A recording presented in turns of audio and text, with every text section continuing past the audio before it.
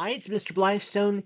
Here is the opener for Unit 1 of Calculus. So our unit title is Limits, Derivatives, Integrals, and Integrals. Yes, integrals is twice. There's a reason. All right, so there are three big problems calculus can help us solve. Let's kind of look at them. All right, so here we have a function, looks like a parabola, but there's a hole in the graph right here at x equals 1. What could we use to fill that hole? What do we expect there? Calculus will help us find out what value could fill that hole. Now, you can probably see it's going to be 5. You would be right.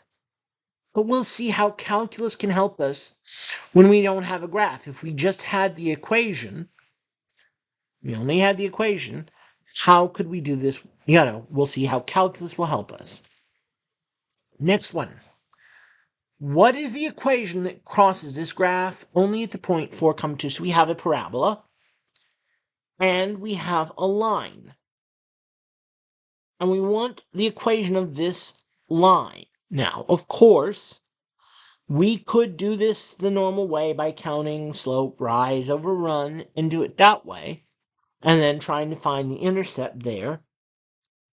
But not all of them are going to be easy, and we're not always going to have a grid and things like that. So, we need to know how we can do that. Calculus will help us. And the final problem, what is the area under the curve? Now, that doesn't seem like it's much of a question to ask. It's an odd question. Why do you need to know the area under a curve? But it's got some uses. So we'll look into kind of ways we could think about this. So these questions and more will be answered by calculus. And we're going to kind of preview all of these three questions. So, our video topics in this unit, we're going to discuss the concept of instantaneous rate. Then we're going to look at rate of change by equation, graph, or table. Then we're going to look at one type of integral of a function.